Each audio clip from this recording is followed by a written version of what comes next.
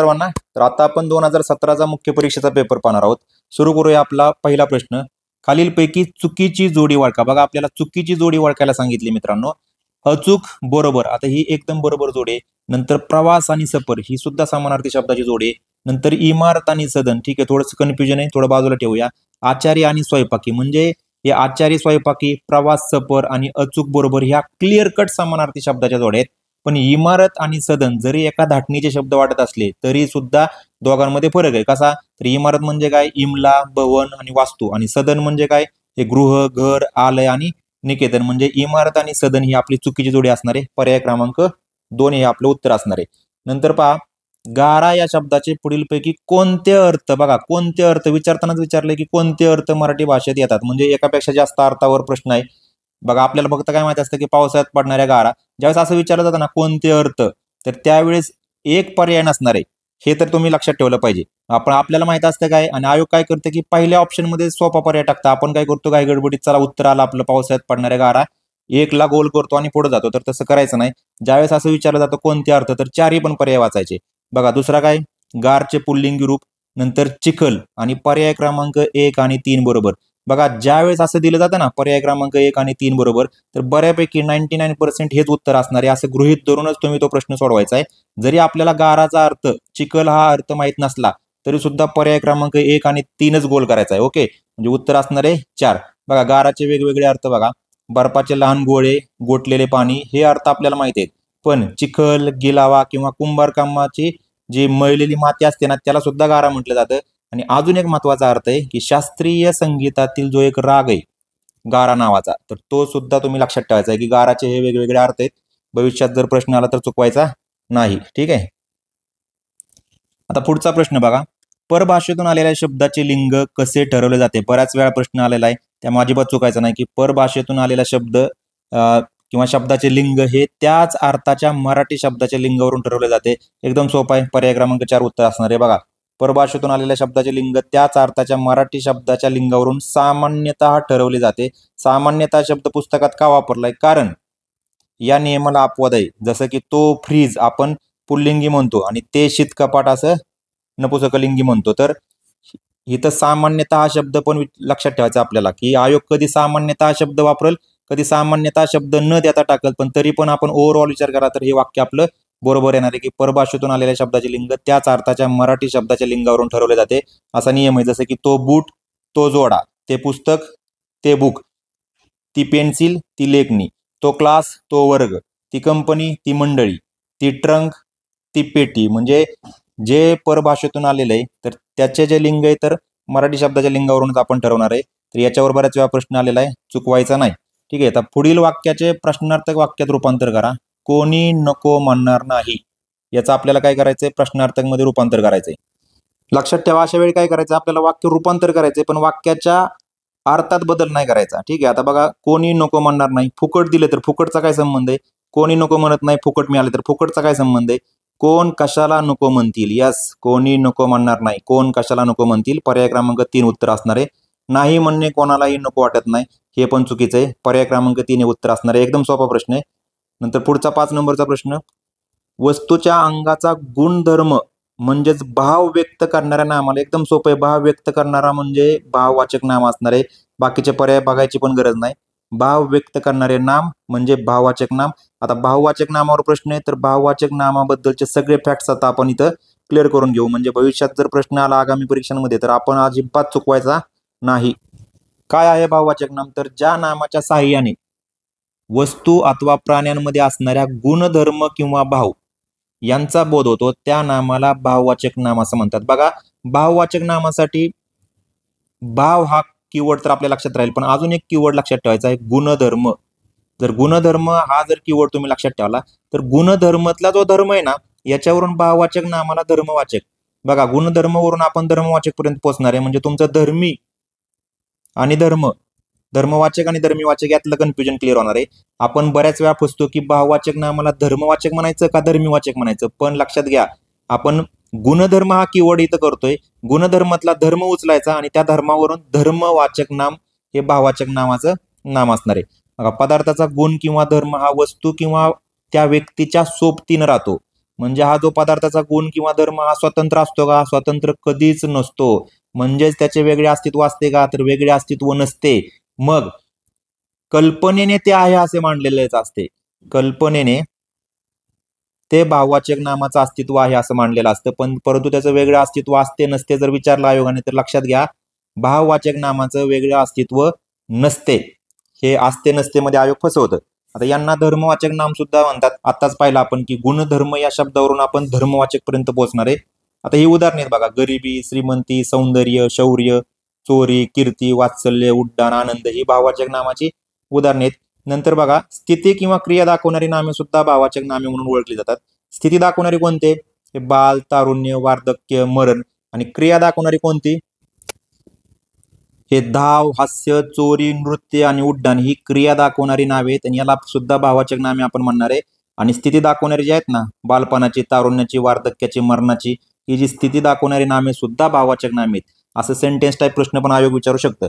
ठीक आहे, तर आता पुढचा प्रश्न, पाऊस पडत असेल तर आपण काही नाटकाला येणार नाही. या वाक्यातील आपण हे सर्वनाम बघा, परत एकदा 1 व 2 हे पर्याय बरोबर या टाईपचा प्रश्न आलेला आहे.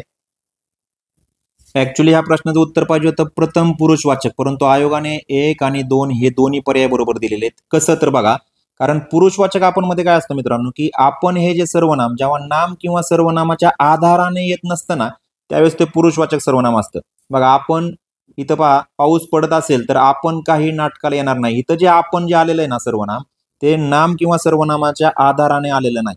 जसं की हे जे आत्मवाचक आपण बघा, की इथं जे आपण आहे ना, हे सर्वनाम जेव्हा नामाच्या किंवा सर्वनामाच्या आधाराने येते तेव्हा ते आत्मवाचक असतं. म्हणजे इथं पहा हे उदाहरण, की मी, आपण, हून. इथं जे आपण आलेलं आहे का नाही, तर ते नाम आणि सर्वनामाच्या आधाराने आलेलं आहे. हा बेसिक डिफरन्स आहे आत्मवाचक आपण आणि पुरुषवाचक आपण, की पुरुषवाचक आपण मध्ये जे आपण आलेलं असतं बघा इथं, ते त्याच्या अगोदर नाम सर्वनाम नसतं आणि आत्मवाचक आपण मध्ये जे आपण आलेलं असतं त्याच्या पूर्वी नाम आणि सर्वनाम आलेलं असतं, म्हणजेच ते नाम आणि सर्वनामाच्या आधाराने आलेलं असतं. आता इथं जर विचार केला, पाऊस पडत असेल तर आपण काही नाटकाला येणार नाही, यातलं जे आपण आहे तर ते क्लिअर कट प्रथम पुरुषवाचक आहे, परंतु आयोगाने पर्याय क्रमांक 1 आणि 2 हे बरोबर दिलेले आहेत. त्यामुळे लक्षात ठेवा, जरी आपलं कन्फ्युजन असेल आणि ऑप्शन मध्ये जर असा काय पर्याय असेल की 1 आणि 2 हे पर्याय बरोबर, तर थोडीशी रिस्क घ्या आणि तो पर्याय गोल करायचा प्रयत्न करायचा आपल्याला. ठीक आहे, तर पुढचा प्रश्न, ज्या नामांचा उपयोग वेगवेगळ्या लिंगी होतो त्यांना काय म्हणतात? आता इथं वेगवेगळ्या लिंगी विचारलेलं आहे. आपली ओळखीची फक्त बघा अगोदर, उभयलिंगी, नपुसकलिंगी. आता नपुसकलिंगी म्हणजे एकच नाम आहे, म्हणजे ब कट करणारे आपण, ब दिसतोय कुठं, ब कट केला आपण. स्त्रीलिंगी, स्त्रीलिंगी पण एकच फक्त लिंग आहे. आपल्याला विचारलंय वेगवेगळ्या लिंगी, म्हणजे क पण कट करा बघा, क पण कट केला आपण. म्हणजे आपण काय केलं, नपुसकलिंगी एकच लिंग दिसतंय, ब कट केला पहिला, नंतर स्त्रीलिंगी वाला कट केला, क कट केला. मग उत्तर काय असणार आहे? आणि ड बरोबर एकच पर्याय उरतोय. म्हणजे ज्या नामाचा उपयोग वेगवेगळ्या लिंगात होतो त्यांना आपण उभयलिंगी पण म्हणतोय आणि बहुलिंगी पण म्हणतोय. हे आयोगाने विचारलेलं आहे, भविष्यात जर विचारलं तर चुकायचं नाही. तर उभयलिंगी म्हणजे काय, तर जे नाम 2 लिंगात येते त्यांना उभयलिंगी म्हणतात, आणि बहुलिंगी म्हणजे काय, जे नाम 2 पेक्षा अधिक लिंगात येते त्यांना बहुलिंगी म्हणतात. एकदम सिंपल आहे. आता पुढचा प्रश्न बघा, हे विशेषण विकारी नाही. बऱ्याच वेळा प्रश्न आलेला आहे की विकारी विशेषण, अविकारी विशेषण पाठच पाहिजेत. हे जे आहेत ना, अ, इ, उ, हे गरीब, रानटी, कडू हे पाठच करायचंय. गरीब, रानटी आणि कडू हे 3 शब्द पाठ करून टाकायचे. अकारांत, इकारांत आणि उकारांत विशेषणे ही अविकारी विशेषणे आहेत. इथं काय विचारलंय बघा, कोणते विशेषण हे विकारी नाही? गरीब, रानटी, कडूतलं कडू दिसलं, पर्याय क्रमांक 2 उत्तर असणार आहे. आणि हे जे बाकीचे आहेत ना, आकारांत विशेषणे, हे शहाणा, शहाणी, शहाणे, मोठा, मोठी, मोठ्या, बघा इथं मोठा दिलेलं आहे म्हणजे हे अविकारी आहे, सॉरी विकारी आहे. नंतर तांबडा पण तांबडा, तांबडी होणार आहे, हे पण विकारी आहे. पांढरा, पांढरे होणार आहे, हे पण विकारी आहे. पण कडूच कडूच राहणार आहे. आणि हे तिन्ही पण शब्द पाठ करायचे आहेत, की अ, इ, उ, म्हणजे गरीब, रानटी, कडू, गरीब, रानटी, कडू असं 10-12 वेळा म्हणा, पाठवून जाईल. आता पुढचा प्रश्न बघा, निर्जीव वस्तूचे लिंग ठरवताना आपण काय करतो? काल्पनिक पुरुषत्व लादतो, बर लादतो. काल्पनिक स्त्रीत्व लादतो, लादतो. बर, काल्पनिक पुरुषत्व व स्त्रीत्व लादून त्या वस्तू मागे तो, ती, ते हे शब्द वापरतो. हे एकदम 100% बरोबर आहे. म्हणजे फक्त क बरोबर आपल्याला निघणार आहे, फक्त क बरोबर. काल्पनिक पुरुषत्व लादतो, काल्पनिक स्त्रीत्व लादतो, परंतु अपूर्ण माहिती आहे. आपण काय करतो, की काल्पनिक पुरुषत्व लादतो, स्त्रीत्व लादतो आणि त्या वस्तू मागे मग तो, ती, ते हे शब्द वापरतो. तर पर्याय क्रमांक आपला क बरोबर असणार आहे. पुढचा प्रश्न, त्याने माझे काम केलेले असावे. असावे म्हटलं की काय असणार आहे? विद्यार्थ. हे काय व्यक्त करतोय आपण? शक्यता. आणि विद्यार्थ्यामध्ये काय कीवर्ड लक्षात ठेवायचा आहे? योक ईश. पाठ करायचं, याचा खूप फायदा होतो. योक ईश पाठ करून टाकायचे की विद्यार्थ क्रियापदामध्ये योग्यता, कर्तव्य, इच्छा, शक्यता. कधी कधी काय होतं की आपण घाई गडबडीमध्ये आपल्याला परीक्षा हॉलमध्ये एकदम टेन्शन मध्ये असतो आपण. जर हे कीवर्ड लक्षात ठेवले तर आपल्याला तिथं आठवतात की योग्यता, कर्तव्य, इच्छा, शक्यता. जरी आपण आज्ञार्थी आणि विद्यार्थीमध्ये कन्फ्युज असलो तर त्यावेळेस या गोष्टींचा आपल्याला फायदा होतो. तर विद्यार्थी क्रियापदामध्ये काय काय समावेश होतोय? योग्यता, कर्तव्य, इच्छा, शक्यता या 4 विधींचा बोध होतो. योगईश हा कीवर्ड लक्षात ठेवायचा आहे. त्याची उदाहरणे बघा आयोगाने विचारलेली. हीच उदाहरणे रिपीट होतात की रस्त्याने जाताना डाव्या बाजूने वाणी न्यावीत, कर्तव्य आहे. कृष्णाजींनी द्रौपदीची लज्जा राखावी, कर्तव्य आहे.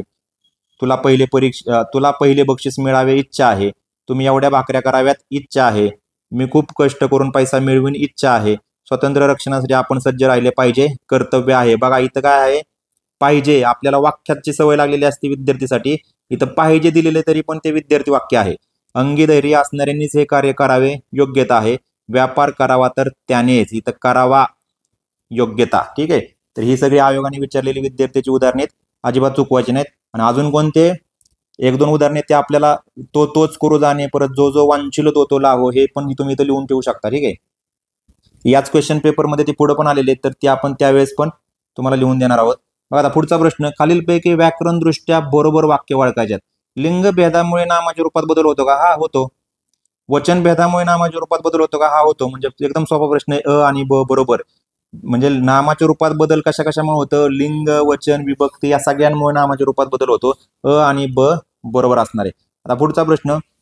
बाळासाहेबांनी समजावून सांगितले म्हणून तर त्याने हे काम केले. म्हणजे बाळासाहेबांनी समजावून सांगितले आणि त्याचा परिणाम काय झाला? तर त्याने हे काम केले. म्हणजे या वाक्यातील उभयान्वयी अव्यय कोणत्या प्रकारातील आहे? तर परिणाम बोधक. म्हणून, यास्तव, या तस्मात. तर हे परिणाम बोधक उभयान्वयी अव्ययाची उदाहरणे आहेत. एकदम सिंपल प्रश्न आहे. तर कारण बोधकचा विषय नव्हता, संकेत बोधकचा विषय नव्हता. फक्त उद्देश आणि परिणाम मध्ये आपण कन्फ्युज होतो. कारण म्हणून हे उद्देश मध्ये पण वापरतो, परिणाम मध्ये पण वापरतो. पण इथं बघा, इथं परिणाम दिलेला आहे आणि उद्देश मध्ये कसं असतं माहितीये का? इथं म्हणूनच्या अगोदरचं जे वाक्य असतं ना, तिथं वाक्यातने शेवट झालेला असतो. तर हे एक लक्षात ठेवायचं की उद्देश बोधक इथं म्हणून जे आहे ते परिणाम मध्ये पण येते, उद्देश मध्ये पण येते. पण दोघातला फरक कसा ओळखायचा? म्हणूनच्या अगोदर जर उद्देश बोधक म्हणून असेल तर म्हणूनच्या अगोदरचं जे वाक्य आहे ना, त्याचा शेवट हा वाक्यातने झालेला असतो. तो ती एक ट्रिक लक्षात ठेवायची. आता पहा पुढचा प्रश्न. कर्ता शोधताना प्रथम वाक्यातील क्रियापदाचा मूळ धातू शोधून काढावा व त्याला नारा प्रत्यय लावून कोण असा प्रश्न करावा म्हणजे कर्ता मिळतो. एकदम बरोबर आहे. आपण काय करतो? कोणत्याही वाक्यातील क्रियापदाचा आपण मूळ धातू शोधतोय आणि नंतर त्याला नारा कोण असा प्रश्न विचारून आपण काय करतोय? कर्ता शोधतोय. तर संपूर्ण वाक्य बरोबर असणार आहे. बघा आता कर्ता शोधतोय कसा? मूळ धातूला नारा प्रत्यय लावून कोण असा प्रश्न विचारतो. येणारे उत्तर वाक्यातील काय असणार आहे? कर्ता. आणि कोणने जर उत्तर नाही ना मिळालं तर कायने प्रश्न विचारायचा. तर त्यावेळेस तो पदार्थवाचक कर्ता असतो. जर व्यक्तिवाचक कर्ता जर कोणने उत्तर नाही आलं तर घाबरायचं नाही. आपण कायने प्रश्न विचारून बघायचं. कायने प्रश्न विचारून मग आपण पदार्थवाचक कर्ता काढू शकतो. जसं की मला दूध आवडते, यामध्ये आवडणारा कोण? तर उत्तर निघत नाही. मग आवडणारे काय? तर दूध. तर दूध हे काय असणार आहे? कर्ता असणार आहे. पण आपल्याला सवय काय असते की कायने प्रश्न विचारला की कर्म, तर असं करायचं नाही. मग कर्म कसं ओळखायचं? तर मुख्य क्रियापदाने दाखवलेली क्रिया कोणावर घडते असा प्रश्न विचारल्यानंतर मिळणारे उत्तर हे वाक्यातील कर्म असणार आहे. म्हणजे जेव्हा क्रिया करणारा कोण आणि वाक्यातील क्रिया कोणावर घडते या दोन्ही प्रश्नांचे उत्तर जेव्हा एकच असतं त्यावेळेस ते वाक्य कसं असतं? अकर्मक असतं. एकदम सिंपल कार्यक्रम आहे. अजिबात घाबरायचं नाही, फसायचं नाही. एक उदाहरण बघू की राम आंबा खातो. खाणारा कोण? राम. राम काय असणार आहे? कर्ता. आणि कर्म कसं ओळखायचं? खाण्याची क्रिया कोणावर घडली? त्या आंब्यावर घडली. मग आंबा काय असणार आहे? कर्म. एवढं सोपं आहे. आता पुढचा प्रश्न. पुढीलपैकी कोणत्या शब्दाचे वाकारांत सामान्य रूप होते? बघा, बंधू, मोती, सासू आणि कावळा. कावळाचं, सासूचं माहिती आपल्याला सासवांना होतं.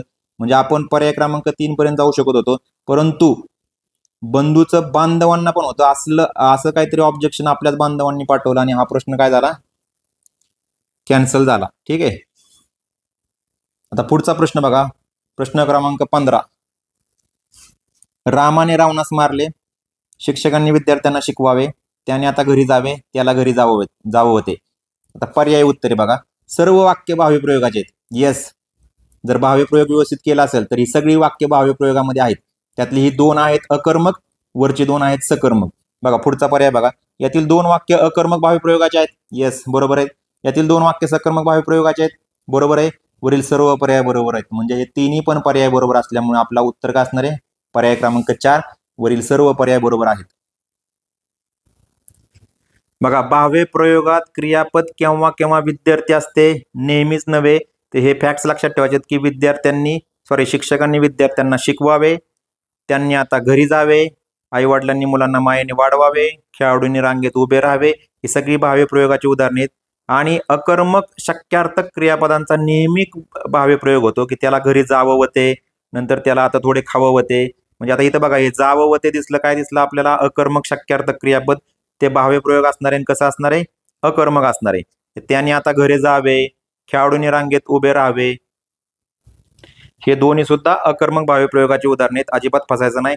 अकर्मक भाव्य, सकर्मक भाव्य परफेक्ट करून ठेवायचंय. याच्यावर सुद्धा आयोग प्रश्न विचारू लागलेले. ठीक आहे, आता पुढचा प्रश्न, पुढील कोणते वाक्य कर्मकर्तरी, बघा कर्मकर्तरी प्रयोग विचारला की कडून लगेच आठवलं पाहिजे. दिसतंय कडून कुठं? बघा पर्याय क्रमांक 2, मोर शिकाऱ्याकडून मारला गेला. याचा फायदा काय होतो की जर कीवर्ड लक्षात ठेवले तर आपल्याला इंग्रजीसाठी वेळ मिळणार आहे. फास्ट पेपर सोडवायचा आहे. 17-18 मिनिटात पॅसेज सकट प्रश्नपत्रिका सोडवणारे आपले 50 प्रश्न सोडवणारे आपले मित्र आहेत. त्यामुळे ते पॉसिबल आहे. पण आपल्याला 20 मिनिटात तरी आपण सोडवायचं प्रॅक्टिस करायला पाहिजे. 20 मिनिटात आपले 50 प्रश्न सोडवण्याची तयारी हवी. ठीक आहे, तर कर्मकर्तरी दिसलं की कडूनवाला वाक्य बरोबर असणार आहे. मोर शिकाऱ्याकडून मारला जातो. आता कर्मकर्तरी प्रयोगाला दुसरं नाव काय? तर नवीन कर्मणी. मग काय आहे हा प्रयोग? तर सकर्मक धातूच्या भूतकालवाचक कृदंताला जा या सहाय्यक धातूची मदत देऊन हा प्रयोग होतो. आणि कर्ता, या प्रयोगामधील कर्ता हा नेहमी कसा असतो? शब्दयोगी अव्ययामध्ये असतो. आणि हे जे शब्दयोगी अव्यय कोणतं? तर कडून शब्दयोगी अव्यय वापरलं जातं. आणि इंग्रजी भाषेतील पद्धतीप्रमाणे रचना म्हणजेच काय? तर पॅसिव्ह व्हॉइस का ऍक्टिव्ह व्हॉइस? तर पॅसिव्ह व्हॉइस. याच्यावर पण प्रश्न येऊ शकतो. पण आता आपल्याला कडून म्हटलं की कर्मकर्तरी, पण अशी 2 उदाहरणे आहेत की जिथं कडून हे शब्दयोगी अव्यय नाही. पण ती पण उदाहरणे आपण डायरेक्ट पाठ करून टाकायची की सभेत पत्रके वाटली गेली कुणाकडून तरी, असं मनातल्या मनात म्हणायचं. सभेत पत्रके वाटली गेली कुणाकडून तरी, सर्वांना समज दिली जाईल कुणाकडून तरी. अशा प्रकारे ही दोन्ही उदाहरणे सुद्धा आयोग विचारते, बऱ्याच वेळा विचारलेली आहेत.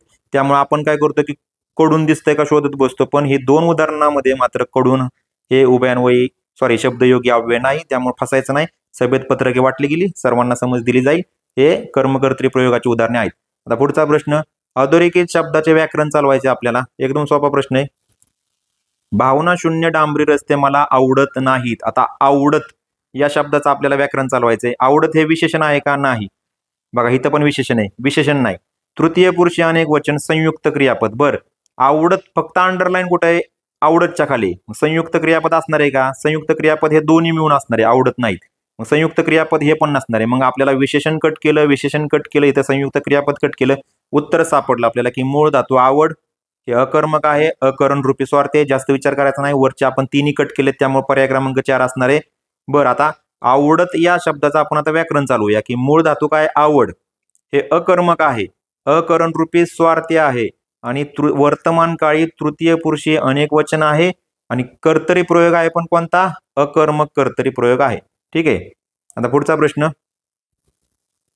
पुढीलपैकी योग्य विरामचिन्हांचा वापर केलेले वाक्य कोणतं? बघा कधी पण ना योग्य विरामचिन्ह विचारलं, काही गोष्टी आहेत की त्या एकदम, आता मी जे सांगतोय ना ते एकदम परफेक्ट लक्षात ठेवायचं. बघा, आईनं बजावलं किंवा आई म्हटली, वडील म्हणाले, मालक म्हणाले, आई म्हणाली, आईने बजावले, असं काय जर आलं का नाही की ते बजावल्यानंतर काय असणार आहे माहिती आहे का?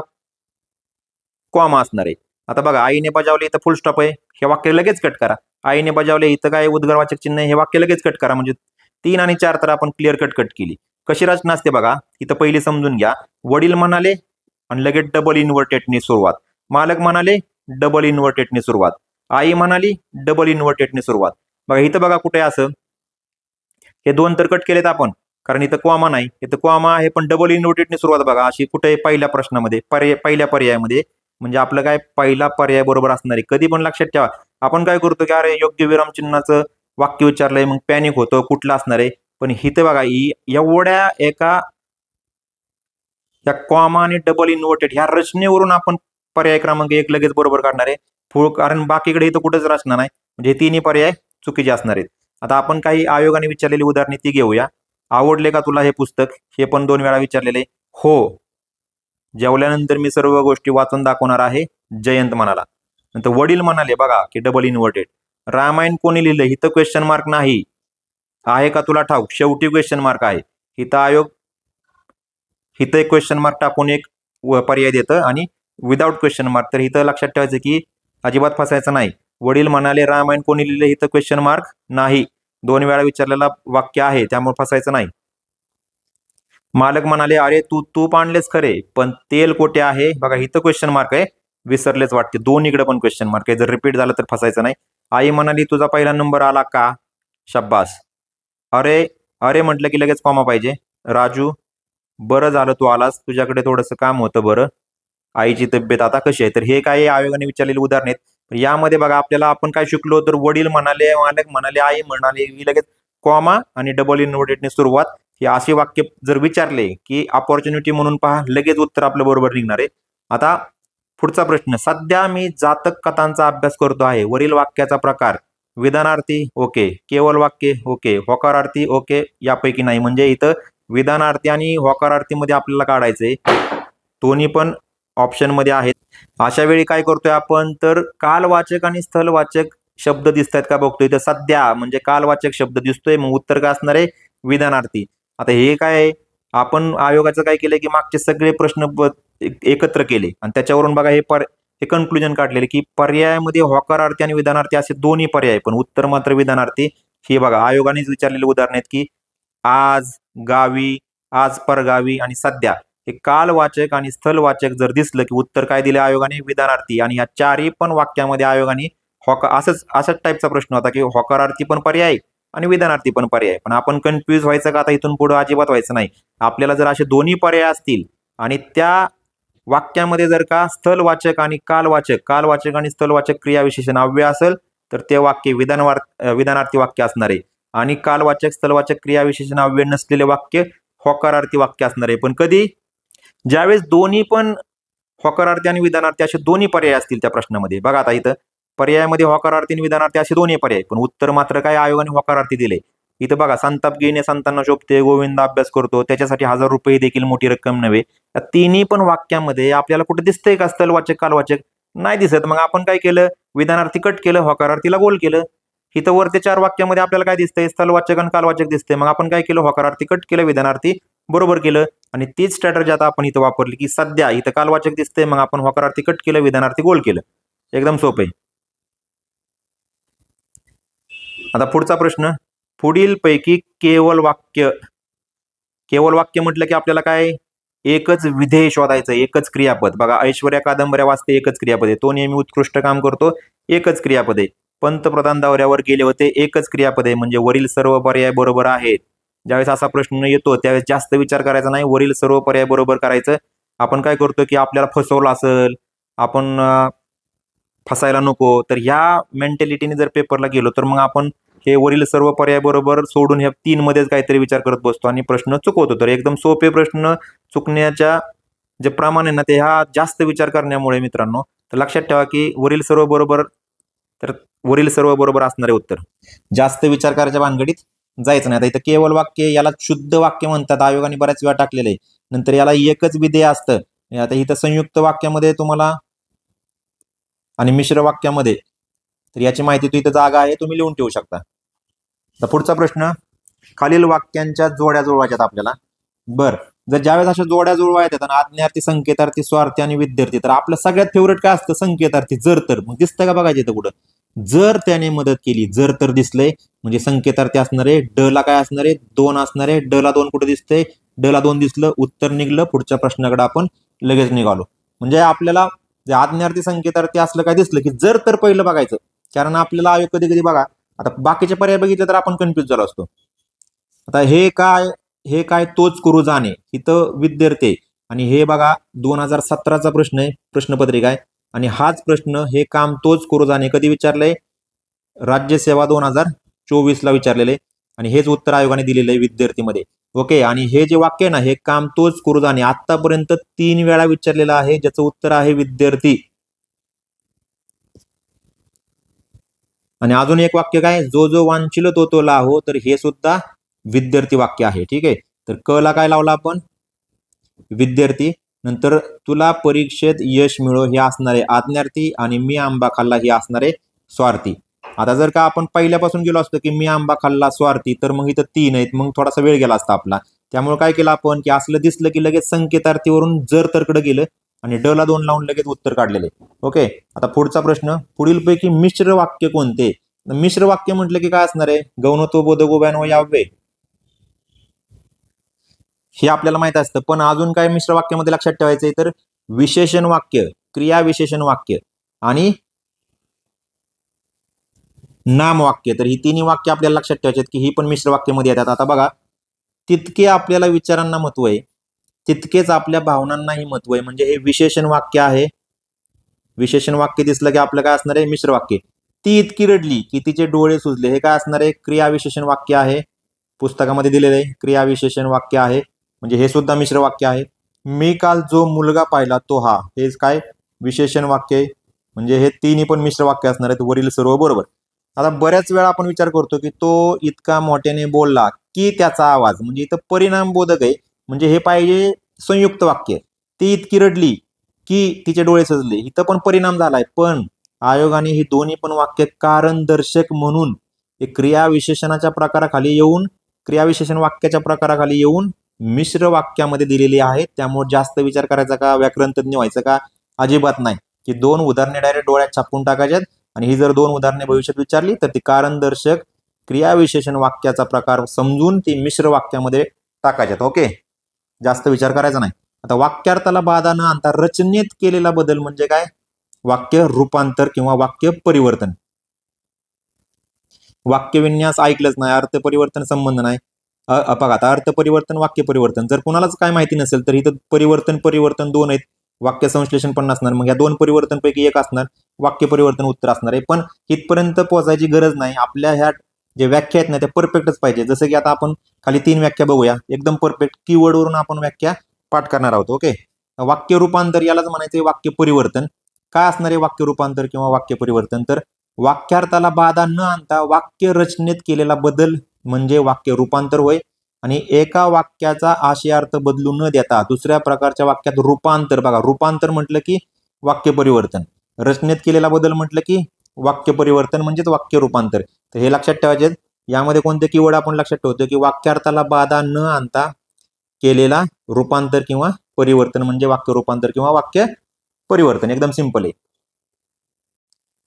नंतर वाक्य संकलन आणि वाक्य संश्लेषण. बघा, जसं आपण वाक्य रूपांतर आणि वाक्य परिवर्तन हे एकच हे आहेत हे लक्षात ठेवले, तसंच वाक्य संकलन आणि वाक्य संश्लेषण हे सुद्धा एकच आहेत. ओके, याची व्याख्या काय, तर एकमेकांशी संबंधित 2 किंवा अधिक केवळ वाक्य एकत्र करणे, म्हणजे एकत्र करणे दिसलं आपल्याला की वाक्य संकलन. ओके, परस्परांशी संबंधित असलेली वाक्य एकत्र करून त्याचे एक वाक्य बनवणे याला वाक्य संश्लेषण आयोगाने विचारलेली व्याख्या आहे. म्हणजे एकत्रित संकलन जर दिसलं की वाक्य संकलन, वाक्य संश्लेषण, एकदम सिंपल कार्यक्रम आहे. आणि वाक्य पृथक्करण म्हणजे काय, तर वाक्यातील विविध शब्द किंवा वाक्यातील विविध घटक यांचा एकमेकांशी जो संबंध असतो तो विशद करून सांगणे, जो संबंध विशद करून सांगणे याच्या प्रकाराला काय म्हणतात, तर वाक्य पृथक्करण असं म्हणतात. म्हणजे संबंध विशद करून सांगणे हे वाक्य पृथक्करणामध्ये लक्षात ठेवायचंय. एकत्र करणे 2-3 वाक्य हे वाक्य संकलन, वाक्य संश्लेषणामध्ये लक्षात ठेवायचंय. आणि वाक्य रूपांतर आणि परिवर्तनामध्ये काय लक्षात ठेवतोय आपण, वाक्यार्थाला बाधा न आणता केलेला रूपांतर किंवा परिवर्तन. एकदम सिंपल आहे, फसायचं नाही. आता पुढचा प्रश्न बघा, पुढीलपैकी कोणते वाक्य आज्ञार्थी नाही, आज्ञार्थी नाही विचारले. तुम्ही आज नाटकाला जाऊ नका, सकाळी लवकर उठा, तू अभ्यास करशील ना, हे काय आहे, प्रश्नार्थक आहे. म्हणजे आपल्याला उत्तर निघलेलं आहे पर्याय क्रमांक 3 हे आज्ञार्थी नाही तर प्रश्नार्थक आहे.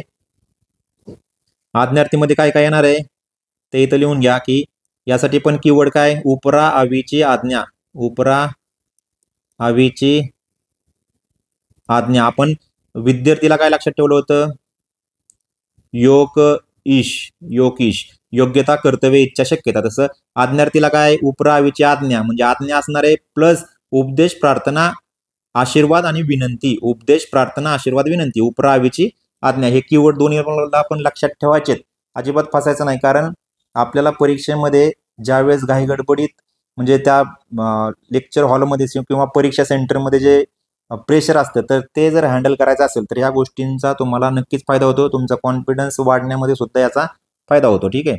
तर हे विद्यार्थीसाठी योगेश आणि आज्ञार्थीसाठी उपरावीची आज्ञा हे दोन्ही पण कीवर्ड लक्षात ठेवायचे. आता पुढचा प्रश्न, पुढीलपैकी चुकीची वाक्य आपल्याला ओळखायचे. शब्दांच्या 8 जाती आहेत का? येस, शब्दांच्या 8 जाती आहेत. म्हणजे अ बरोबर आहे. हे कड आणि बक आणि कड आपण कट करतोय.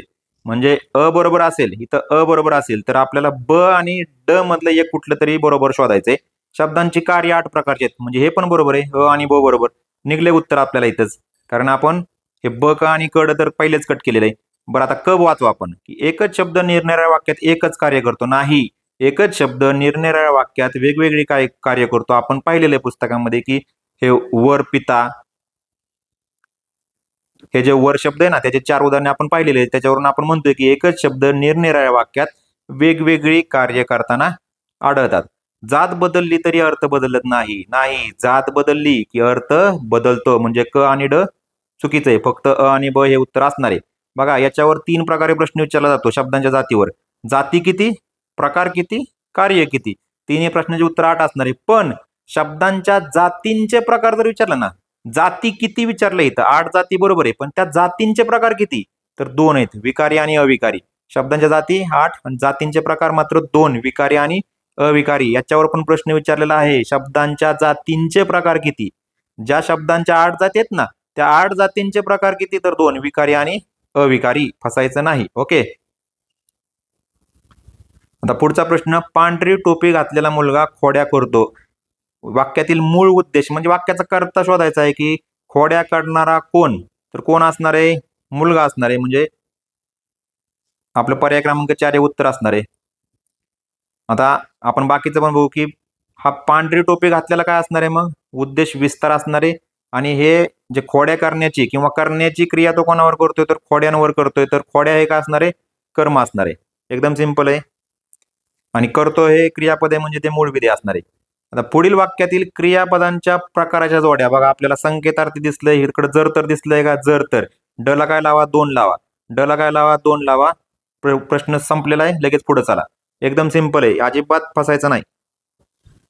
आता आपण पुढचे पण काही बाकीचे पण बघू. या औषधाने त्याला आराम पडावा, म्हणजे हे काय असणार आहे, विद्यार्थी असणार आहे. बाबा तुम्ही आम्हाला क्षमा करा, हे काय असणार आहे, आज्ञार्थी असणार आहे. आणि तो अभ्यास करतोय असणार आहे स्वार्थी. जर आपण यामध्ये जर पहिल्या वाक्यापासून जर गेलो असतो, की या औषधाने त्याला आराम पडावा, म्हणजे 1 ला जर आपण 4 लावलं तर 1 ला 4 2 आहेत. थोडासा वेळ गेला असता ना आपला. पण आपण काय करतोय अशा वेळी, ज्यावेळेस संकेतार्थ, स्वार्थी, आज्ञार्थ असं विचारलं जातं, त्यावेळेस पहिलं संकेतार्थ बघायचं, जर तर. जर तरला लावायचं, ड ला 2 लावलं, बघा लगेच उत्तर आलं, एकदम सिंपल मध्ये. आता पुढे बघा 28 नंबर, मुले वर्गाबाहेर मोठमोठ्याने गप्पा मारीत उभी होती. या वाक्यातील विधेय विस्तार. आता उभी होती, होती या क्रियापदाचा किंवा या मूळ विधेयचा आपल्याला विधेय विस्तार शोधायचा आहे. मग आता बघा, ही उभी होती, होती काय आहे, विधेय आहे, म्हणजे हे कट झालं. नंतर मुले काय आहे, उद्देश आहे, म्हणजे हे पण कट झालं. गप्पा मारीत उभी होती, बरं ठीक आहे, हे पण विधेय विस्तार आहे. पण वर्गाबाहेर मोठमोठ्याने गप्पा मारीत, हे मात्र परिपूर्ण विधेय विस्तार आहे. हे पूर्ण पण 4 शब्द. वर्गाबाहेर मोठमोठ्याने गप्पा मारीत उभी, हे काय आहे, विधेय विस्तार आहे. यामध्ये उद्देश काय, मुले, आणि मूळ विधेय होती. एकदम सोपं आहे. आता पुढील वाक्य प्रश्नार्थक बनवायचंय, की फक्त भारतीय संघच अजिंक्य आहे. हे पाठच करून टाकायचंय, कारण याच्यावर 2 ते 3 वेळा प्रश्न आलेला आहे, की फक्त भारतीय संघच अजिंक्य आहे. तर लगेच लक्षात आलं पाहिजे, की भारतीय संघाशिवाय दुसरा कोणता संघ अजिंक्य आहे. पर्याय क्रमांक 4 उत्तर असणार आहे.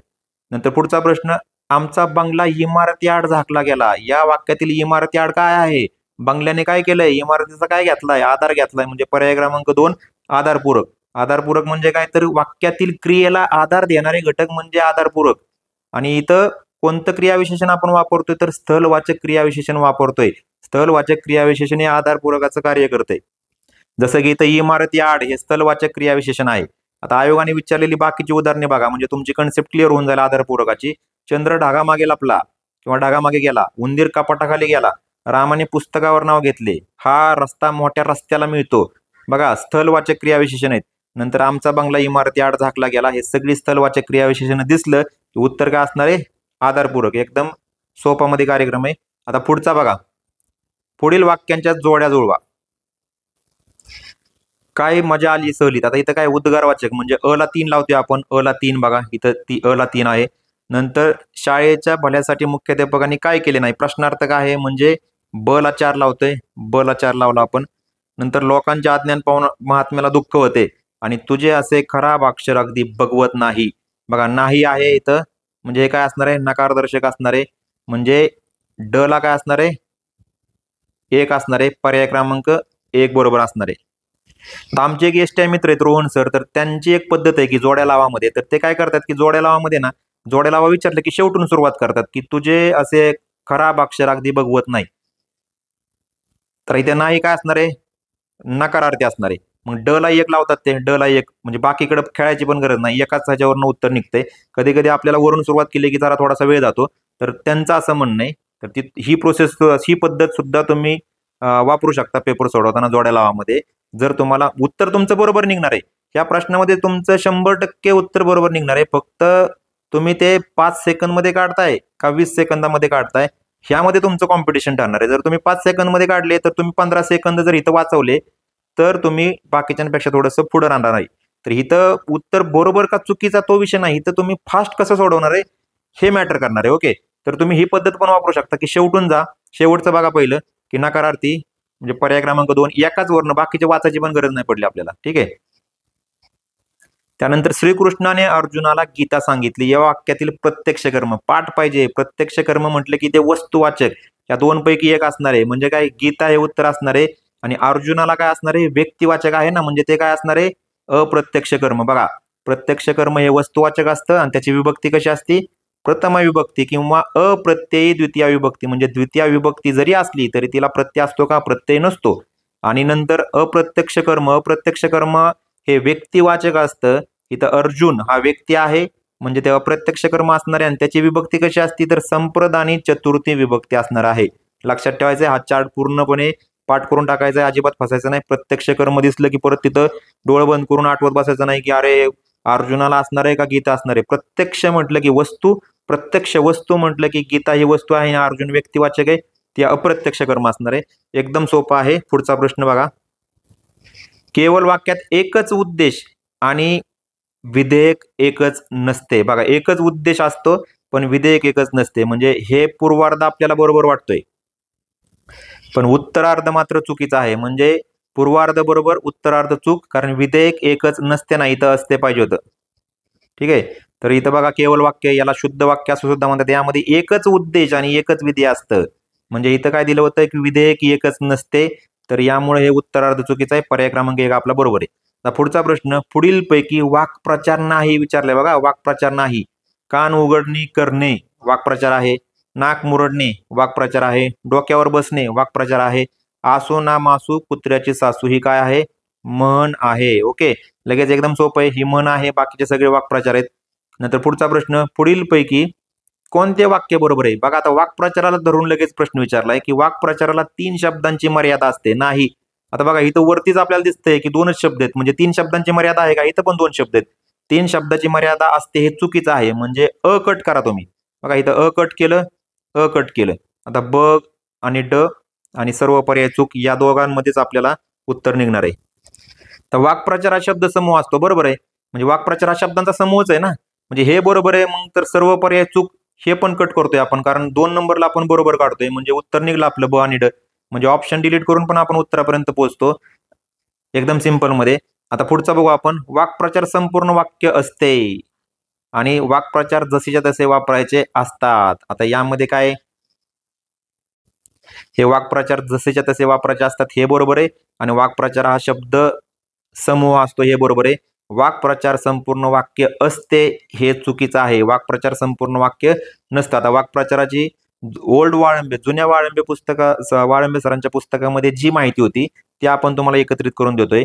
वाक्प्रचाराची व्याख्या जी आयोगाने विचारलेली आहे आणि या व्याख्येसोबत आयोगाने या प्रश्नामध्ये कोणता शब्दशक्ती हा पर्याय दिला होता आणि जवळपास 90% लोकांनी शब्दशक्ती उत्तर केलं होतं.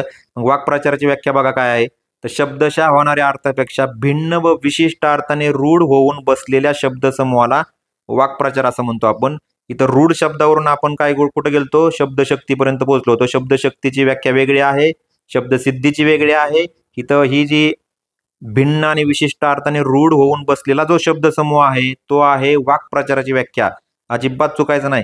आत्ता गेल्या वर्षी हा प्रश्न आलेला आहे याच्यावर. ओके, आता वाक्प्रचारांना वाच्यार्थापेक्षा रूढीने वेगळा अर्थ प्राप्त झालेला असतो. हा एक फॅक्ट महत्वाचा आहे. नंतर बघा, हा एक शब्दसमूह असतो परंतु ते संपूर्ण वाक्य नसतं. बघा, जुन्या पुस्तकामध्ये आहे तसं वाक्य आणि इथंच हेच वाक्य आयोगाने विचारलेले की वाक्प्रचार संपूर्ण वाक्य असते विचारलंय. नाही, ते संपूर्ण वाक्य नसते. एकदम परफेक्ट करून घ्या इथंच की वाक्प्रचार हा शब्दसमूह असतो, ते संपूर्ण वाक्य नसतं.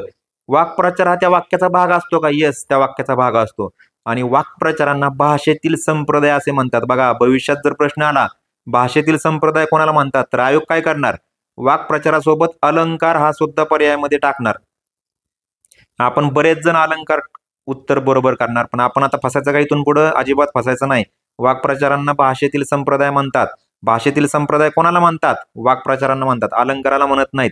आणि वाक्प्रचार जसेच्या तसेच वापरायचे असतात.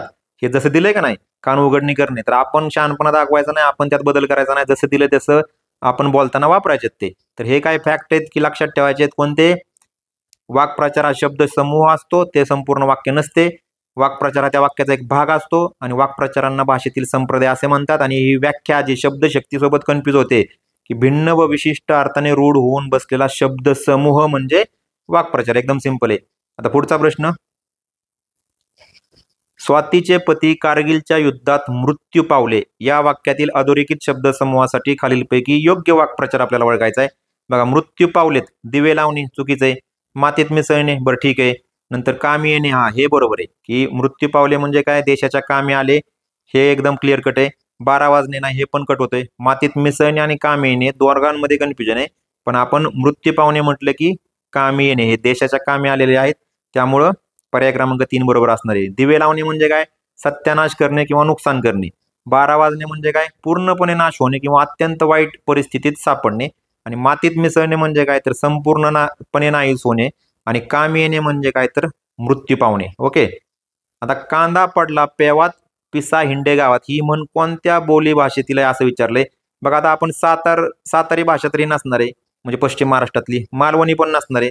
बऱ्यापैकी पुण्यात अभ्यास करतात, त्यामुळे माहिती आहे की आता ही कोकणामध्ये आपण बरेचसे टेलिव्हिजन मध्ये काही कार्यक्रम बघतो मालवणी भाषेतले, तर ही मालवणी भाषेत नसणार आहे, सातारी भाषेत नसणार आहे. मग हलबी का वराडी, तर हे तुम्हाला आता क्लिअर कट माहित पाहिजे दोघांपैकी कुठल्या, तर वराडी उत्तर दिले आयोगाने. ठीक आहे, कांदा पडला पेवात पिसा हिंडे गावात, तर याचं उत्तर आहे कोणत्या बोली भाषेतील, तर वराडी बोली भाषेतील म्हण आहे. पुढचा प्रश्न, खालील वाक्य पूर्ण करण्यासाठी आपला संघ जिंकू शकणार नाही हे लक्षात आल्यानंतर संघ प्रमुख म्हणजे कॅप्टन खालीलपैकी योग्य प्रकाराची वाक्प्रचाराची निवड आपल्याला करायची. की आता आपला संघ जिंकू शकणार नाही हे लक्षात आले कॅप्टनच्या, तर कॅप्टन काय करणार आहे? कॅप्टनचे डोळे उघडणार आहेत का? आता नाही, आता डोळे उघडून उपयोग नाही. गहीवरणार आहे का? बरं, गहीवरू शकतो. दातवट खाणार आहे का? येस, दातवट खाणार आहे. पत्त्यावर पडणार आहे का? नाही. म्हणजे 1 आणि 4 तर आपण क्लिअर कट केलं. गहीवरणे आणि दातवट खाणे. पण जनरली काय की तुम्ही जर कधी कॅप्टनशिप केली असेल तर तुम्हाला अंदाजाचा अनुभव असेल की आपला संघ जिंकू शकणार नाही असं आपल्याला लक्षात आलं की आपण काय करतो, थोडं चिडतो, राग व्यक्त करतो, संताप व्यक्त करतो. ह्याला का पाठवलं, त्याला का पाठवलं नाही, आधी तुला कळत नव्हतं का हळूहळू खेळायचं. आपण काय करतो, दातवट खाणे, दातवट खातो. मग पर्याय क्रमांक 3 उत्तर असणार आहे. डोळे उघडणे, जाणीव होणे. पथ्यावर पडणे म्हणजे काय, तर फायद्याचे आणि हितकारक किंवा अनुकूल होणे. पथ्यावर पडणे तर पर्याय लगेच कट होणार आहे. आणि गहीवरणे म्हणजे काय, कंठ दाटून येणे. आणि दातवट खाणे, खूप राग येणे, संतापणे किंवा चिड येणे. तर ज्यावेळेस संघ जिंकणार नाही आपला, तर त्यावेळेस आपली परिस्थिती काय होणार आहे, दातवट खाण्याची परिस्थिती होणार आहे. आता पुढचा बघा, खालील वाक्प्रचाराचा योग्य अर्थ निवडायचा आहे. जोडे फाटणे, नाहक ये जा करणे बरोबर आहे, म्हणजे बरोबर आलं, म्हणजे क ब क कट केला आपण. खूप कष्ट करणे, जोडे फाटणे, खूप कष्ट करणे, अशी काही गरज नाही की खूप कष्ट करण्यासाठी जोडे फाटलेच पाहिजेत. ठीक आहे. नंतर बेजार होणे, बर. खेटे घालणे, हा खेटे घालणे क्लिअर कट निघतंय. जोडे फाटणे, खेटे घालणे, म्हणजे ड एक काढा, ड कडं दिसतोय, इथं ड दिसतोय, म्हणजे आणि ड बरोबर.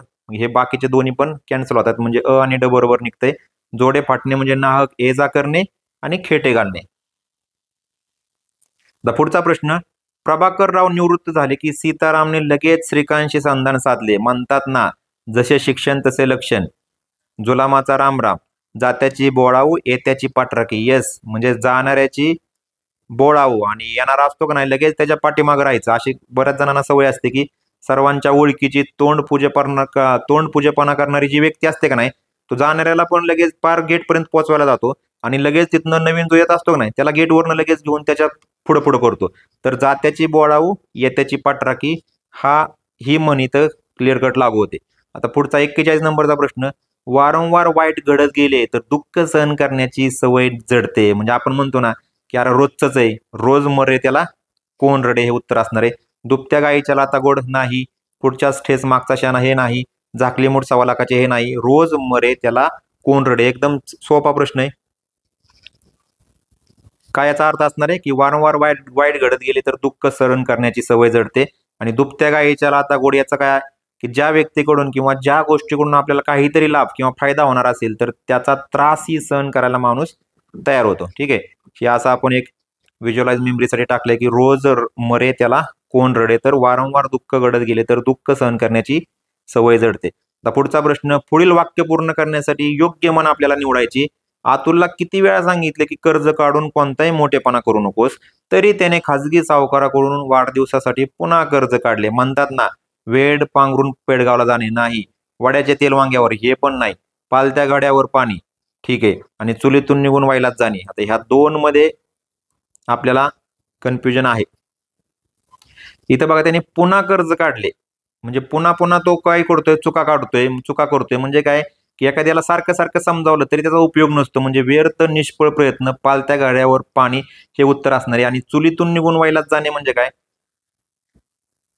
तर एका संकटातून दुसऱ्या संकटात जाणे. तर हे दोन्ही पण थोडेसे कन्फ्युज करणारे होते. परंतु आपल्याला इथं पुन्हा त्याने कर्ज काढले म्हणजे पुन्हा पुन्हा आपण त्याला सांगतोय समजावून तरी तो ऐकत नाही. म्हणजे व्यर्थ निष्फळ प्रयत्न, पालत्या गाड्यावर पाणी. बरं, वेड पांघरून पेडगावला जाणे म्हणजे काय, तर आपला स्वार्थ साधण्यासाठी मुद्दाम वेड्याचे सोंग घेणे. आणि वड्याचे तेल वांग्यावर म्हणजे एखाद्याबद्दल दुसऱ्याला दोष देणे, एकाचा राग दुसऱ्यावर काढणे. एकदम सोपं आहे.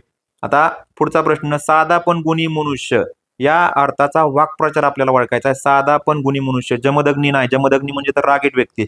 भागुबाई नाही, भागुबाई म्हणजे मित्रा व्यक्ती. झाकले माणिक, येस, क बरोबर आहे, पर्याय क्रमांक 3. साधा पण गुणी मनुष्य म्हणजे झाकले माणिक. आणि उंटावरचा शहाणा म्हणजे काय, अतिशय मूर्ख व्यक्ती. म्हणजे पर्याय क्रमांक 3 आपला बरोबर असणार आहे. नंतर उतारा. आता उतार्यावर आपण काय करतोय की नंतर एक सेपरेट 2-3 लेक्चर घेणार आहोत. सगळ्यात शेवटी एक रँडमली 24 प्रश्नपत्रिकांमधले 12 पॅसेज आपण किंवा एक 8 ते 10 पॅसेज घेऊ आणि तुम्हाला नंतर एकत्रितपणे उपलब्ध करून देऊ. म्हणजे त्याने काय होईल, एकत्र दिले की त्याचं एक लॉजिक डेव्हलप होईल. आता पुढचा प्रश्न बघा. खालील शब्दाचा शब्द समूह सांगा. आधी जन्मलेला आयोगाचं फेवरेट आहे. मग अशी जसं पाहिलं ना की उंटावरचा शहाणा हे आधी जन्मलेला आयोगाचं फेवरेट आहे. जिथे हे बाकी कट करतो आपण. अनुज आणि अग्रज मध्ये अजून पण बऱ्याच लोकांना कन्फ्युजन होते. लक्षात ठेवा, आधी जन्मलेला हा अग्रज, अग्र म्हणजे पुढचा, आधी जन्मलेला अनुज. जरी कन्फ्युजन असेल तर अजून एक लक्षात ठेवा, आम्ही सुरुवातीच्या काळात माझंही कन्फ्युजन व्हायचं. मी कसं लक्षात ठेवायचं की नंतर जन्मलेला, इथला जो नंतर मधला न आहे ना, तो हा अनुज मधल्या न शी जोडायचो मी. अनुज वरून, ह्या अनुज मधल्या न वरून नंतरचा, आणि मग उरलेला जो आधीचा तो अग्रज. एकदम सिंपल आहे, पण आता त्याची गरज नाही आणि तुम्हाला पण ही गरज नाही पडली पाहिजे. आधी जन्मलेला म्हटलं की अग्रज, फक्त क पर्याय क्रमांक 1 उत्तर असणार आहे. आणि नंतर जन्मलेला अनुज. आता पुढील पैकी हा शब्द साधित गटातील आहे. बघा, घाबरायचं नाही, आपल्याला शब्दसिद्धी प्रश्न आहे. दोन प्रकारचे शब्द आहेत. एक आहेत धातू साधित, धातूंपासून बनलेले. शब्द साधित, धातू सोडून इतर जे नाम, सर्वनाम, विशेषण, अव्यय यांच्यापासून बनलेले. आता आपल्याला इथं काय विचारलंय, शब्द साधित म्हणजे हे नाम, सर्वनाम, विशेषण, अव्ययापासून बनलेलं. मग आपल्याला इथे शोधायचं आहे काय, बाकीचे 3 कसे असणार आहेत, धातूपासून बनलेले असणार आहेत. आपल्याला मूळ शब्द बघायचा आहे. आता वेडा हा शब्द वेड या नामापासून बनलेला आहे. चालू हा शब्द चाल या धातूपासून बनलेला आहे. वाढपी हा शब्द वाढ या धातूपासून बनलेला आहे. नाचरा शब्द नाच या धातूपासून बनलेला आहे. म्हणजे नाच, वाढ, चाल हे धातूपासून बनलेले आहेत. मग हे पहिला पर्याय राहतोय. वेड हा नामापासून बनलेला वेडा हा शब्द आहे. म्हणजे आपल्याला कोणता पर्याय असणार आहे, पर्याय क्रमांक 1 हे आपलं उत्तर असणार आहे की वेडा हा शब्द साधित गटातील आहे, जो की नाम, सर्वनाम, विशेषण, अव्यय यांच्यापासून बनलेला आहे. म्हणजे इथं आपल्याला वेड या नामापासून वेडा हा शब्द साधित शब्द बनलेला आहे. ओके. आणि बाकीचे जे आहेत ते धातू साधित आहेत, म्हणजे धातू साधित धातूंपासून बनलेले ते धातू साधित गटात येणार आहेत. आता पहा आपल्याला हे कृत किंवा धातू साधित आणि तद्धित किंवा शब्द साधित. आता कृत आणि धातू यामध्ये परत कन्फ्युजन आहे, की लक्षात ठेवायचं आपल्याला यमक मध्ये, की कृतू धातू असं 10-12 वेळा म्हणून पाठ करा. कृतू धातू, कृत दिसलं की ते धातूपासून, आणि मग जे दुसरं उरलेलं आहे का नाही तद्धित किंवा शब्द साधित, तर ते धातू सोडून इतरांपासून, नाम सर्वनाम विशेषण अव्ययांपासून. एकदम सिंपल कार्यक्रम आहे, अजिबात फसायचं नाही. आता बघा 51 नंबरचा प्रश्न, खालीलपैकी कोणता शब्द जोड शब्द नाही असं विचारलंय. कन्फ्युज करणारा प्रश्न आहे. पहिलं तर जोड शब्द म्हणजे काय समजून घ्या, पण पहिलं उत्तर कसं काढायचं हे बघू आपण. आता हवा पाणी, बारीक सारीक, शेती बाती, ठाकठीक. आता यातला आपल्याला माहिती आहे की बारीक सारीक हा अंशाभ्यस्त शब्द आहे, म्हणजे ठीक आहे, बाकी जोड शब्दाचं हे कन्फ्युजन त्या त्या ठिकाणी, पण बारीक सारीक मात्र आपल्याला अंशाभ्यस्त माहिती आहे. मग फक्त ब बरोबर उत्तर तर निघतं आपल्याला, पण आता आपण जोड शब्द आणि अंशाभ्यस्त शब्द यातलं कन्फ्युजन क्लिअर करूया. तर जोड शब्द बघा की 2 किंवा अधिक अक्षरे किंवा शब्द शब्द करायचं, 2 किंवा अधिक शब्द एकत्र येऊन हे जोड शब्द बनतात, म्हणजे सामासिक. याला या जोड शब्दाला सामासिक शब्द म्हणतात. जोड शब्द दुसरे तिसरे कोणी नसून हे सामासिक शब्दच आहेत. म्हणजे कोणते? देवघर, पोळपाट, हवा पाणी, शेती भाती, ठाकठीक आणि बारीक सारीक हे अंशाभ्यस्त शब्द जे आता आपण पाहिलं. म्हणजे हे जे सामासिक शब्द दिसतात ना, हवा पाणी, शेती भाती, ठाकठीक, तर हे आहेत सामासिक शब्द म्हणजे जोड शब्द. आणि आपण शब्दसिद्धीमध्ये जर प्रकार पाहिले ना 4 साधित शब्दांचे, उपसर्ग गटित, प्रत्यय साधित, नंतर सामासिक, आणि चौथा प्रकार आहे अभ्यस्त शब्दाचा, ज्यामध्ये अंशाभ्यस्त, पूर्णाभ्यस्त, हे जे बारीक सारीक आहे ना ते चौथ्या प्रकारामध्ये येते, अभ्यस्त प्रकारामध्ये. त्यामध्ये अंशाभ्यस्त, पूर्णाभ्यस्त आणि अनुकरण वाचक. आणि हे जे बाकीचे शब्द आहेत ना तर ते सामासिक शब्दामध्ये येतात, जो की तिसरा प्रकार आपण पाहिलेला आहे साधित शब्दांचा. आता हे जे बाकीचे शब्द आहेत सामासिक शब्द, तर त्याचे समास कोणते ते पण बघू ना आपण. मग हवा पाणी म्हणजे काय, तर समाहार द्वंद्व असणार आहे. चहा पाणी, हवा पाणी कसं आहे, तर त्या टाईपमध्ये हा समाहार द्वंद्व समास असणार आहे, म्हणजे सामासिक शब्द आहे, म्हणजे हा जोड शब्द आहे. तर शेती भाती हे हा आहे द्वंद्व समास असणार आहे. इतरेतर द्वंद्व असणार आहे, की शेती आणि भाती. भाती म्हणजे काय, तर शेतीसाठी जे वापरणारे अवजार आहेत ना त्याला आपण भाती म्हणतो, म्हणजे हे सुद्धा द्वंद्व समासाचे उदाहरण आहे. आणि ठाकठीक हे आहे अव्ययभाव समासाचे उदाहरण. कसं बघा यामध्ये बघा, ठाकठीक यामधलं जे ठाक आहे ना ते अव्यय आहे, याच्यावरून ते अव्ययभाव समासाचं उदाहरण आहे. याचा अर्थ काय होतो, यथावत किंवा जसेच्या तसे. ठीक आहे. तर ही जी बाकीचे शब्द दिसले आपल्याला, हवा पाणी, शेती बाती, ठाकठीक, हे सामासिक शब्द म्हणजे जोड शब्द आहेत. आणि बारीक सारीक मात्र आपण अभ्यासलाय कुठं, अभ्यस्त शब्दाच्या प्रकारामध्ये, जो की अंशाभ्यस्त शब्द आहे. म्हणजे यामध्ये जोड शब्द कोणता नाही, तर ब, म्हणजे फक्त पर्याय क्रमांक ब बरोबर असणार आहे. ओके. घाईगडबडीत काय होतं माहितीये का आपल्याला अजून, की आपण उत्तर काढतो की बारीक सारीक हे ब, परंतु आपण परत पर्याय उत्तरे बघत नाही, आपण 2 ला गोल करतो. आणि मग आपण काय म्हणतो की 2-3 प्रश्नांमध्ये माझं गोल करायला चुकलं. तरी आता इथून पुढे गोल करायला अजिबात चुकवायचं नाही. तर बघायचं ब बरोबर आहे, पण ब खाली कुठे दिले, पर्याय क्रमांक 1 मध्ये बरोबर आहे. इथं 2 नंबरला दिसले म्हणून आपण 2 ला गोल करतो, तसं करायचं नाही. 1 नंबर इथं फक्त ब बरोबर, पर्याय क्रमांक 1. अजिबात असल्या सिली मिस्टेक करायचं नाहीत. आता पुढचा प्रश्न, माझे या शब्दाच्या विरुद्धार्थी. आपल्याला माहिती आहे माझीच्या विरुद्धार्थी काय असणार आहे, आजी किंवा विद्यमान. आता दिसतंय का बघा ते कुठं, अजी, इथं आजी नाही अजी आहे. ठीक आहे. विद्यमान परिस्थिती बघा दिसलं आपल्याला, विद्यमान परिस्थितीत पुरोगामी महाराष्ट्रात असे घडू शकते, प्रतिगामी, पुरोगामी, प्रतिगामी, अजी हे कट करतोय आपण. ब म्हणजे विद्यमान वाला वाक्य, पर्याय क्रमांक बघा इथं परत तेच आहे, की आपण काय गडबडीत इथं विद्यमान 2 नंबरला आपण उत्तर 2 नंबर करणार होतो, परंतु परत खाली पर्याय उत्तरामध्ये हे ब वाक्य कुठे दिले, 3 नंबरला दिले. म्हणजे उत्तर काय असणार आहे, पर्याय क्रमांक 3. तर अशा सिली मिस्टेक टाळायच्यात. आता खालील शब्दांचा प्रकार कोणता, लगबग, गडबड, पडझड, लटपट, हे कसले आहेत, जोड शब्द आताच पाहिले नाही. अभ्यस्त शब्द आहेत का, यस. सामासिक शब्द नाही, जोड शब्द म्हणजे सामासिक शब्द लक्षात ठेवायचे. समूहदर्शक शब्द आहेत का, नाही, म्हणजे फक्त ब पर्याय बरोबर, पर्याय क्रमांक 1. बघा अभ्यस्त शब्द काय, एकाच शब्दाचा किंवा काही अक्षरांचे अभ्यास होतोय, म्हणजे पुनरावृत्ती होतोय किंवा द्वित होते. द्वित म्हणजेच काय, अभ्यास. तर हे जे द्वित होऊन तयार झालेले जे शब्द आहेत त्यांना म्हणतोय आपण अभ्यस्त शब्द. आणि अभ्यस्तचा समानार्थ इथे लक्षात ठेवायचे की द्वित किंवा दुप्पट. आणि या अभ्यस्त शब्दाचे प्रकार किती, 3. पूर्णाभ्यस्त, अंशाभ्यस्त, अनुकरण वाचक. अजिबात चुकवायचं नाही. प्रकार किती विचारलं तरी पण बरोबर आलं पाहिजे. याची उदाहरणे वारंवार विचारले ती पण चुकवायची नाहीत. ओके. आता पुढचा प्रश्न, हा शब्द उपसर्ग साधित आहे, आडनाव, लगेच उत्तर आलं पाहिजे. मोकळीक, इथं ईक आहे, काय आहे, प्रत्यय आहे. धिटाई, आई आहे, प्रत्यय आहे. हाताळ, आड आहे, काय आहे, प्रत्यय आहे. पण इथं आडनावामध्ये आड हे काय आहे, उपसर्ग आहे. मग मराठी उपसर्ग एकदम पाठ करायचे. अ ने सुरुवात होणार आणि काय, अन, अद, अवनी, आडपड, फटभर. एकदम क्रमाने पाठ करायचे. अनद अवनी, आडपड, फटभर, अनद अवनी, आडपड, फटभर. आणि फारसी किंवा अरबी उपसर्गाची पण ट्रिक आहे. कोणती, गैरहर सरदर नाबद बिनबे कमेन. हे पण सुरुवात करायचंय की गैरहर सरदर नाबद बिनबे कमेन, गैरहर सरदर नाबद बिनबे कमेन. तर मराठी आणि फारसी उपसर्ग करायचं. पण आपण काय करतो, आपण संस्कृतचे जास्त प्रत्यय उपसर्ग आहेत, मग संस्कृतचा पाठ करायला जातो. संस्कृतचे पाठ होणार नाहीत किती पाठ केलं तरी. संस्कृतचे आपोआप लक्षात राहतील. कधी लक्षात राहतील, तुम्ही मराठीचे पाठ करून टाकायचे, फारसी अरबीचं पाठ करून टाकायचे. मग हे जे परफेक्ट झाले ना मराठी आणि फारसी अरबी, हे उरलेलं असणार आहेत ना उपसर्ग, ते सगळे संस्कृतमध्ये टाकून द्यायचे. अजिबात फसायचं नाही. हे जे दोन जर पाठ करून टाकले ना, तर आपलं बरंचसं उपसर्ग एकदम 90% काम सोपं होऊन जाते. अन, अदावनी, आडपड, फटबर आणि गैरहर सरदर नाबद बिनबे कमेन. आता पुढचा प्रश्न, मराठी शब्दाच्या शेवटी येणारा इकार किंवा उकार दीर्घ लिहावा. आता इथं या किंवाच्या अगोदरचं वाक्य आणि किंवाच्या नंतरचं वाक्य असं त्यांनी सिग्रिगेट केले. या वाक्याचा पूर्वार्ध बरोबर आहे, या वाक्याचा पूर्वार्ध चूक आहे, हे संपूर्ण वाक्य बरोबर आहे. बघा, हे संपूर्ण वाक्य बरोबर आहे की मराठी शब्दाच्या शेवटी येणारा इकार किंवा उकार हा दीर्घ लिहिला जातो.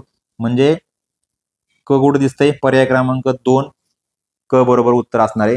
बघा, मराठी शब्दाच्या शेवटी येणारा इकार आणि उकार दीर्घ लिहावा. जसं बाळू, आई, चुलती, पिशवी, सुपारी, गिरणी हे मराठी शब्द आहेत. आणि या मराठी शब्दांच्या शेवटी जे इकार उकार आलेले आहेत तर ते दीर्घे लिहिलेले आहेत आपण.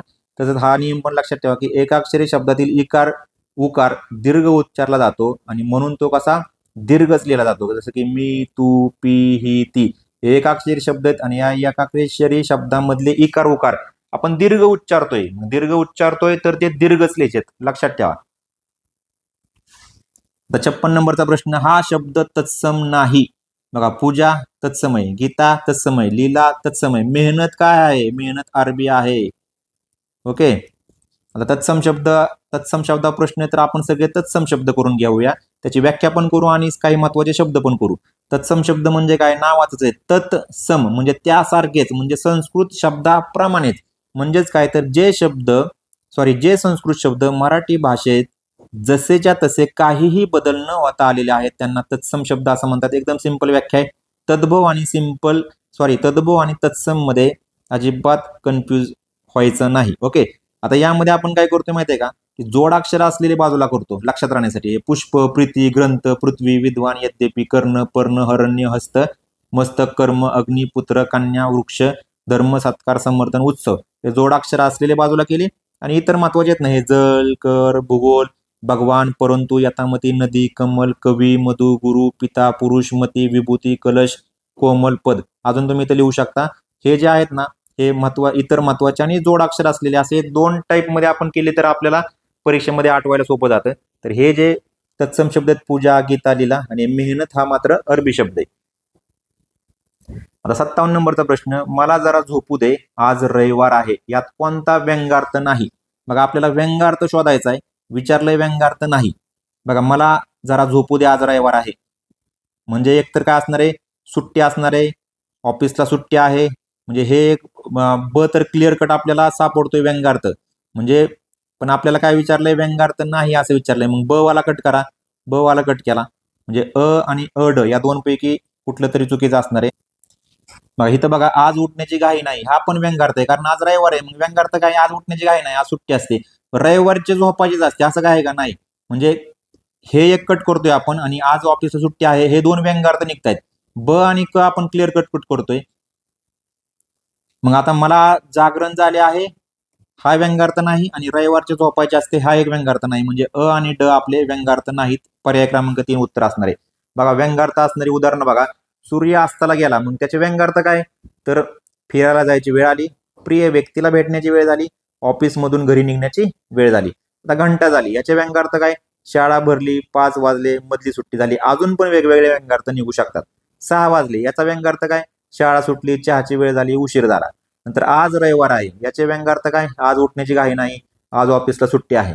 नंतर समाजात वावरणारे असले साप ठेचून काढले पाहिजेत. यात साप या शब्दाचा व्यंग्यार्थ काय? तर वाईट प्रवृत्ती, वाईट लोक, गुन्हेगार. नंतर समाजातील लांडग्यांपासून सावध राहा. लांडगा या शब्दाचा व्यंग्यार्थ काय? धूर्त, लबाड माणसे. नंतर भुंकणारी कुत्री चावत नसतात, इथं बडबड करणारी माणसे कर्तृत्व शून्य असतात असा व्यंग्यार्थ निघतोय. आणि समाजातील असल्यास जळवा ठेचल्या पाहिजे. जळवा या शब्दाचा व्यंग्यार्थ काय? तर वाईट प्रवृत्तीची माणसे. आता पुढीलपैकी देशी नसलेला शब्द आपल्याला ओळखायचा. बघा, देशी असलेला नसलेला मध्ये कन्फ्युजन व्हायचं नाही. देशी नसलेला शब्द, मग देशी असलेला पहिला काढू ना. तर ताई ठीक आहे, हे बाजरी देशी आहे, गुडगा देशी आहे, झोप देशी आहे. मग देशी नसलेला ताई काय? तत्सम आहे. म्हणजे पर्याय क्रमांक 1 आपलं उत्तर असणार आहे. बघा, आता देशी शब्दांवर प्रश्न आहे तर देशी शब्द परफेक्ट करून घेऊ. देशी शब्द म्हणजे काय? तर देशातच जन्मणाऱ्या किंवा निर्माण झालेल्या शब्दांना देशज शब्द म्हणतात. हे शब्द नेहमीच्या बोलीभाषेतील शब्द असून त्यांची उत्पत्ती कशी झाली याची माहिती मिळते का? नाही. म्हणजे झाड या शब्दाला झाड का म्हणतात याची उत्पत्ती जर तुम्ही शोधायला गेला तर तुम्हाला सापडणार नाही. म्हणजे हे शब्द नेहमीच्या बोलीभाषेतील परंपरेनुसार आलेले शब्द आहेत आणि त्याची उत्पत्ती तुम्ही शोधायला गेला तर तुम्हाला ती उत्पत्ती सापडणार नाही, लक्षात ठेवा. मग आता आपण यामध्ये काय केलं की ट ट ड ड वाले शब्द बाजूला केले. झाड, दगड, दोंडा, घोडा, डोळा, डोके, हाड, पोट, गुडगा, रेडा, लुगडे, ढेकून, उतरंड, खवाटा, डोंगर, पेंडी, ओटा, ओटी, वेडा, वेडा, लूट, पीठ, मळकट, लाकूड. हे जर तुम्हाला ट ट ड ड वाले शब्द दिसले, क्लिअर कट असणार आहेत देशी शब्द. फास्ट प्रश्नपत्रिका सोडवण्यासाठी या ट्रिकचा तुम्हाला फायदा होणार आहे. आणि इतर महत्वाच्या शब्दांमध्ये पाठ करून टाकायचे की बोका, बाजरी, वांगे, खुळा, चिमणी, झोप, कंबर, ओसरी, कचरा, चिखल. हे इतर महत्वाचे शब्द हे पण तोंडपाठ करून टाकायचे. तर वारंवार विचारलेले प्रश्न आहेत. ओके, आता पुढचा प्रश्न, गायी पाण्यावर काय म्हणून आल्या, का ग गंगा यमुना ही मिळाल्या. या वाक्यात कोणती शब्दशक्ती आहे? बघा, गंगा यमुना म्हणजे आपण काय म्हणतोय की डोळ्यातील अश्रू. म्हणजे इथं लक्षार्थाला बाधा येते. लक्षणा उत्तर असणार आहे. आता लक्षणाचे अजून बघा, लक्षणामध्ये जो उपप्रकार आहे जो आपल्याला परत भविष्यात प्रश्न आला की त्याचा आपण उपप्रकार डिटेलमध्ये बघणारच आहोत. पण इथं हा जो उपप्रकार आहे तो कोणता? लक्षण, लक्षणा, शुद्ध लक्षणा म्हणजे जहल लक्षणा. तर याची जी उदाहरणे आहेत ती बघा. आम्ही गहू खातो, इथं बाद होणारा अर्थ काय? गहू. नंतर चला पाण्यावर बसा, इथं पान बाद होणारा मुख्य अर्थ आहे. याचा लक्षार्थ काय होतोय? जेवायला बसा. आम्ही गहू खातोचा लक्षार्थ काय? गव्हापासून बनवलेले पदार्थ. नंतर गणपतीची मिरवणूक आमच्या घरापुढून गेली, इथं बाद होणारा अर्थ काय? घरापुढून. आणि लक्षार्थ काय? घरासमोरून. नंतर आमच्या घरावरून हत्ती गेला म्हणजेच काय? घरासमोरून. त्याच्या जिभेला हाड नाही म्हणजे तो काहीही बोलतो. सगळा वर्ग शांत झाला. वर्ग म्हणजे काय? तर वर्गातील विद्यार्थी. त्याच्या दारावरून रेल्वे गेली. दारावरून म्हणजे काय? तर दारासमोरून. हा लक्षार्थ. नंतर गंगेत गवळ्याची वस्ती म्हणजे गंगा नदीच्या किनाऱ्यावर. ओके, हे 2-3 आहेत वाक्य त्या आयोगाने विचारलेले लक्षणाचे. जर भविष्यात रिपीट आले तर चुकवायचे नाहीत. गायी पाण्यावर काय म्हणून आल्या, का ग, जो आताचा प्रश्न येतो. इथं गंगा यमुना हा बाद होणारा मुख्य अर्थ आहे आणि त्याचा लक्षार्थ काय? तर डोळ्यातील अश्रू या अर्थाने तो लक्षणा ठरतोय. नंतर वादळ असे भरून आले, तारू भरकटणार होते, लाटा अशा घेरत होत्या की काही सावरणार नव्हते. इथं जे लाटांचे घेरणे आहे ना, तर त्यामध्ये लक्षार्थ काय आहे? चोहो बाजूनी संकट येणे. तर ही आयोगाने आतापर्यंत विचारलेली सगळे लक्षणाचे उदाहरणे एकाखाली एक दिलेत. भविष्यात जर याच्यावर प्रश्न आला आणि हेच परत वरचेच परत रिपीट येतात, अजिबात चुकवायचे नाहीत. आता शेवटचा प्रश्न 60 नंबरचा. हा सामासिक शब्द आहे. बघा, आता सामासिक शब्द मगाशी पण आला होता की सामासिक शब्द म्हणजे जोड शब्द. आणि या प्रश्नाचं उत्तर आयोगाने समीकरण दिलेलं आहे. पण लक्षात ठेवा, इथं प्रश्न असा पाहिजे होता की खालीलपैकी कोणता सामासिक शब्द नाही असा प्रश्न पाहिजे होता. कारण हे धर्मशाळा सामासिक शब्द आहे. आपण समासामध्ये पाहतोय. रसातळ 2 शब्दांच्या जोडून बनलेला आहे म्हणजे रस आणि तळ हा सुद्धा सामासिक शब्द आहे. क्षेत्रफळ हा सुद्धा सामासिक शब्द किंवा जोड शब्द आहे. मग उत्तर आयोगाने समीकरण दिलेले आहे.